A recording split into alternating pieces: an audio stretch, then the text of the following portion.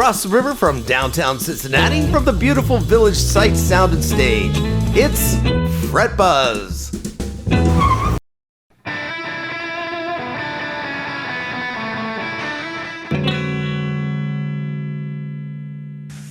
Hi, it's Mike. I'm down at Mike's Music Productions. I just wanted to take a moment and thank you guys for everything you've done to help support the Village YouTube page and everything we do here at Mike's Music Productions. We've really came a long way, and it's because of you guys and everything that you've done by liking, subscribing, and sharing and all that kind of stuff. You know, one of the things we're going to try to do as things open up is have a lot more shows to offer you guys. You know, we're taking the Fret Buzz show, we're cutting it up into individual segments, so each artist has their own show, basically, and we would like you all to share that again, and we appreciate all the help you've been giving us. I also want to reach out to anybody in the business community that would like to be a part of the music scene here and invite you to be a sponsor. We would love to have you be part of the scene with us. And anybody who would like to learn a little bit about audio, video production, please let us know. We're always looking for interns and help on our shoots and our sessions. And I wanted to thank all the engineers and everybody that supported us over the last couple of years. You know, when we bought this building 20 years ago, this was the goal, and I really feel like we're here now. So thank you all very much. So Johnny, do you know what guitar you have? It's got 6 strings, I know that much. Yeah. And it says Gibson, and it's pre-war, I would assume, because of the headstock logo. I forgot, it's not pre-war, but I forgot to take the tag off, which is kind of lame. It's a mini Pearl special. Oh, mini Pearl. Yank that off there for me. Oh, just pull on it. Oh, yeah, I don't want to. Yeah. You ain't gonna hurt anything. I'll send it out of tune, though. Oh, yeah. There we go. There we go. That's the rock star right there. Yeah. So anyway, I thought you might recognize that guitar because it belonged to Jerry Hedge.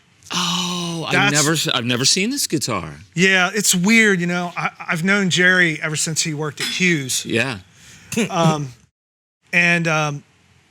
Jerry was up in Newport. No, Hughes Music was actually in Norwood. Norwood, that's right. Yeah, the old Norwood. I mean, it's where Lonnie Mac bought his Flying V. Right, it's like old school music store, Right. like nerds like me used to dig through.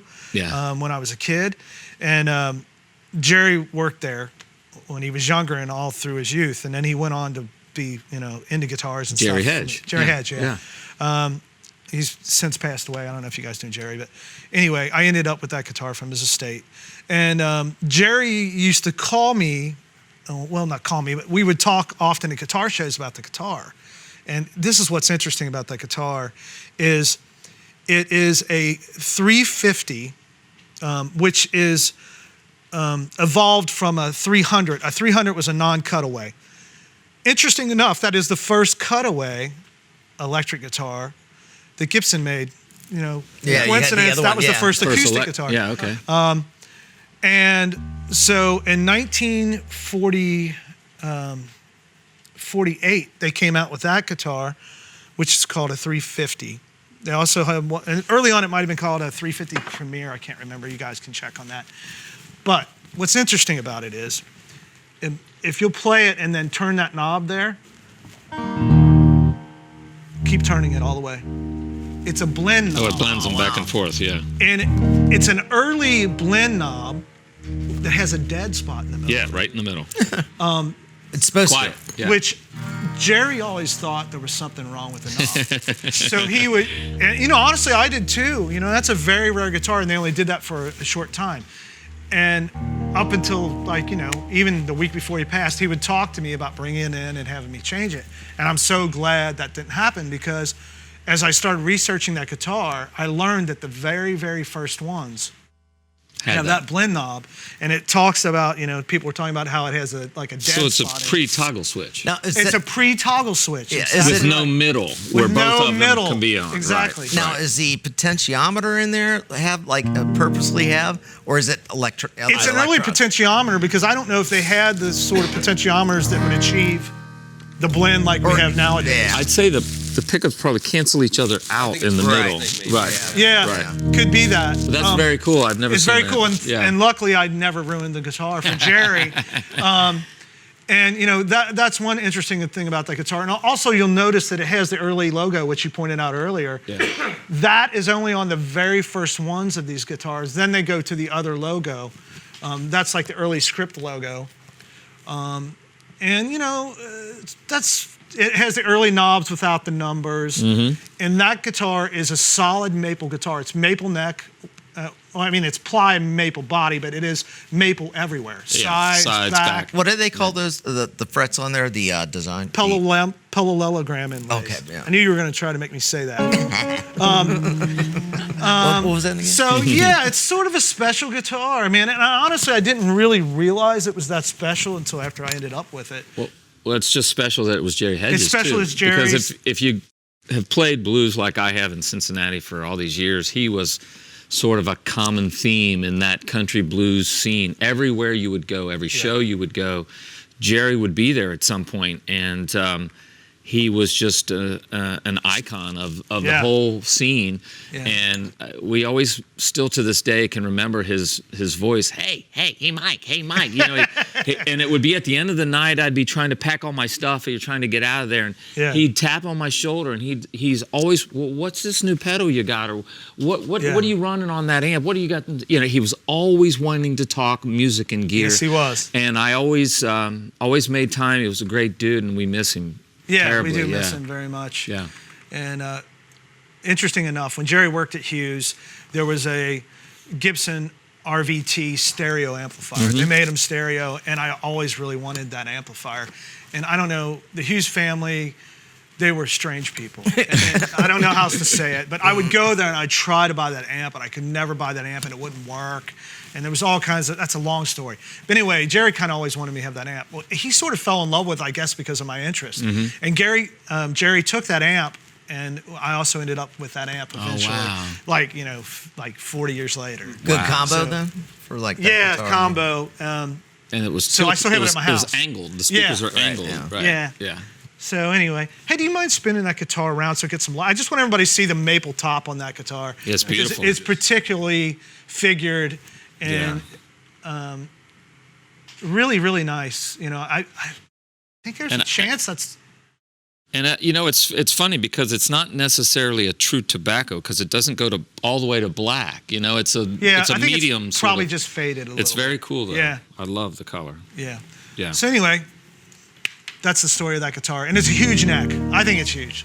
I don't think it's that huge. I think it's maybe like a normal 58-9 Les Paul shape. Pretty big, yeah. So anyway, that's the guitar talk. That's tell us awesome, about the tune, John. Well, it's ironic. The song I've picked to play here today is a song that's only about a month or so old. The song, a few people outside of my basement, I guess, have heard this song. So it's another exclusive here. Another exclusive at Fretla. Yeah, exactly. and it's funny that you talk about Jerry Hedge, because I hadn't thought about Jerry Hedge in a while. But this song is, as a songwriter, you want to express yourself, and you want to say what you need to say, like the song that you guys have all played.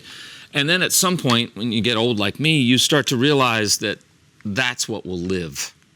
After we are gone, these songs will live if you record them, and that will be your legacy. And the thing about Jerry Hedge is just kind of hit me, it's just crazy. But so anyway, a few years ago, I went to Clarksdale, Mississippi, the home of the blues, thing. And I thought it would be sort of touristy, and it kind of is. But I ran across an old picture of Son House. And I've always been a big Son House fan. And he was the true connection to the old blues, the field where they would, they would chant, while they're sharecropping. And I've come to love that style of blues.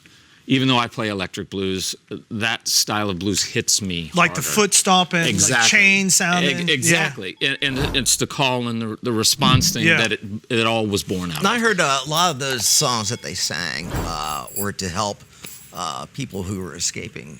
They gave like secret code directions. Yeah, exactly. Cool. There was a lot of that going on. But I think it was also the pace of the work. It was the pace of the work. Get your mind off the work. Exactly. And if you've been to Mississippi in the summertime, you need something to get your mind off that. that was brutal, so to say the least. But anyway, so this song sort of came to me, like she was talking about. It came to her while she was driving. Some of my best songs have come to me not even with a guitar in my hand. They just come in your head. And this is one of those songs. So this is a song called One of These Days. And it was inspired by the the whole thing. Yeah. And we'll dedicate this to my good friend Jerry Hedge. All right. Jerry.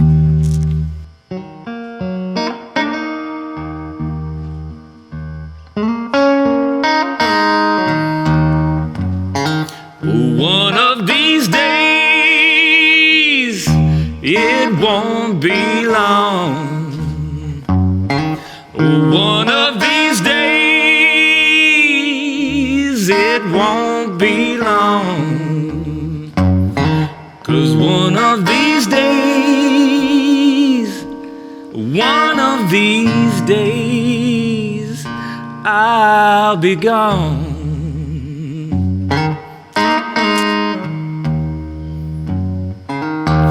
Oh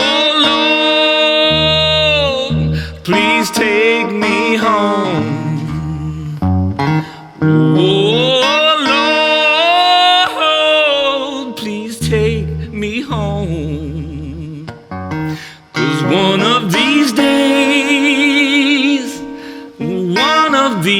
days, I'll be gone.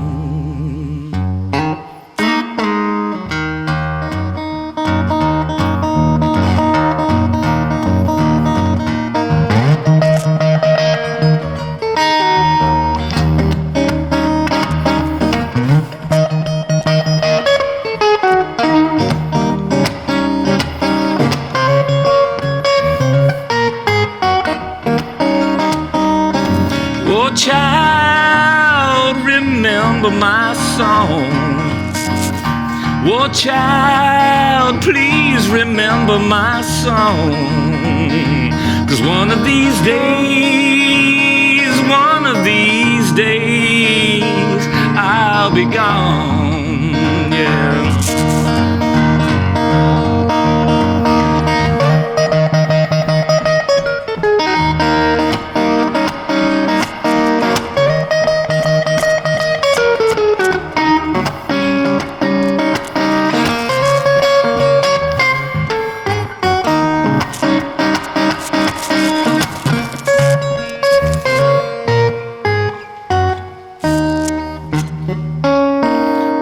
One of these days, one of these days, one of these days, it won't be long. 'Cause one of these days,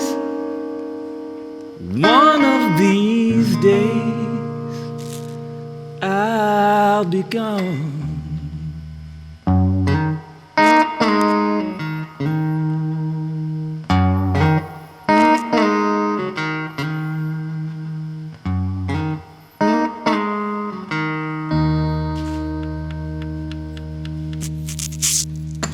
For Jerry Hedge. Yeah. Thank you. Thank you so much. Thank you. Wonderful, Johnny. Very nice. That's awesome, brother. It's a little deep, but you know. Yeah, it's a perfect song. It's Thank weird you. how I think that all kind of fit together. I had no idea about this guitar. Yeah, or well, any when of you that. first came in and you picked it, I was like, "Would you recognize that?" And you just, No, I didn't. You I thought I didn't. was going to say it belonged to I somebody did else. not know right? Jerry Hedge had something this cool. He's Yeah. always bring his Parker Fly. And cool, but Yeah. I didn't know he had. I certainly Yeah. would have discussed it with him. I know that. That's cool. Is that on your solo album? No, I have. Again, I just wrote that song about a month ago. Oh, wow. So it has not been recorded up until today.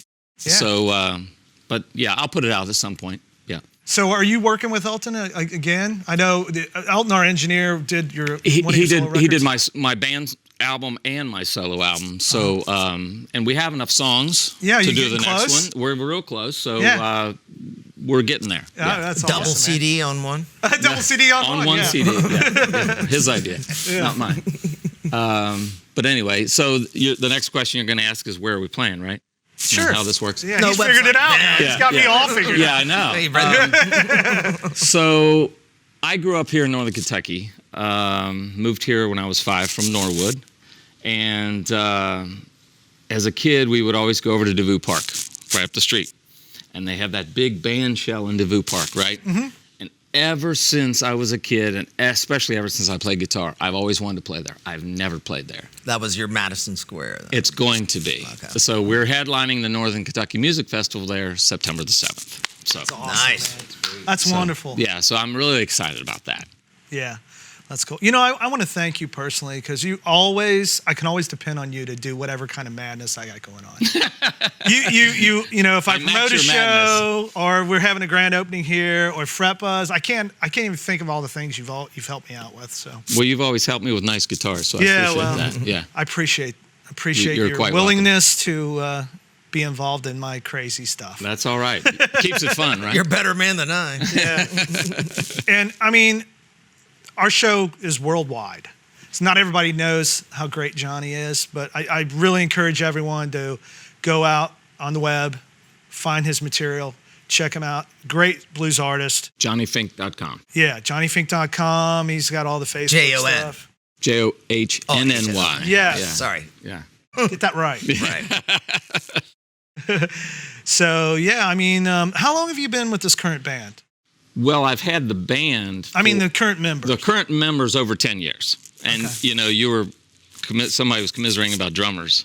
Well, everyone. Everyone does. And it's funny, I had a good friend of mine come up to me the other night, and he says in my ear while he was playing with his band, you know how lucky you are to have the same drummer every night. You know, y'all didn't hear that. It was, do you know how lucky you are to have the same drummer every night? And I do know how lucky I am. Yeah. I've had two fantastic musicians, Matt Newman on bass and Doug Moore on drums, for over 10 years. And Both super nice guys, amazing rhythm the section. only gig my drummer ever missed was we played the Cincinnati Blues Festival 5-7 years ago. It's because he had broken his wrist loading in to play a gig. He tripped over a bag and hit his hand and Ouch. broke his wrist. But God bless him, he played the whole gig with a broken wrist. Wow. Before he went to the hospital, and that was the Wow. only gig he had ever missed was the next one after. Cut his pay. No, I bought him extra Jim Beam that night. Did you guys do any Def Leppard songs? Or? We had to cut the pain, you know. He said, "Did you play any Def Leppard songs that night?" No. Oh, man. That's cold. But I do know how fortunate I am to have the same guys, and doing what I do with a 3-piece.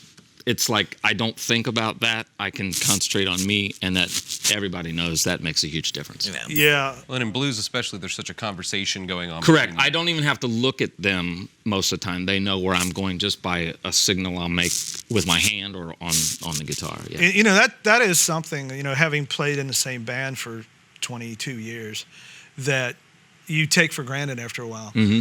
That, you know, especially like Mud Pies does a similar thing where we just have open areas where we Right. change every single night. Right. And you get used to, I can sense when Mark's solo's over, even though it's a different solo. Yeah. Or, you know, and that stuff is just repetitive stuff. You That know what I makes music. Yeah. It makes the magic Yeah. in my world. That's what yeah, happens. and the blues especially, Right. because if you guys, I mean, I'm sure certain songs are the same every time, but in the blues, man, part of it is the experience, the opening up and the growing, and you know, having known you for so long. I still remember, you know, when you were playing covers like in Fort Thomas. Yeah.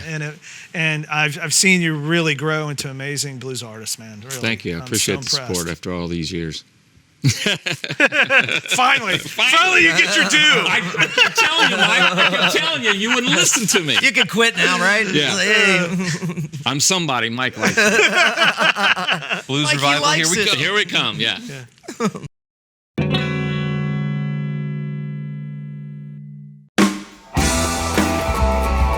Visit Mike's Music Productions at the Village Sight Sound and Stage in Covington, Kentucky's historic Main Strasse Village. Allow us to help you create your audio and video productions. Come create with us at the Village.